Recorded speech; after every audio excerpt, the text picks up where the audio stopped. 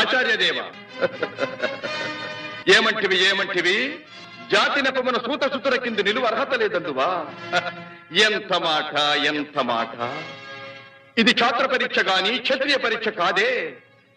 కాకూడదు. ఇది కుల పరీక్ష ఎందువా? నీ తండ్రి భరద్వాజుని జననమెట్టిది. అతి జుగుప్సాకరమైన నీ సంభవం ఎట్టిది. మట్టి కుండలో పుట్టితివి కదా. నీది ఏ కులము? ఇంత ఏల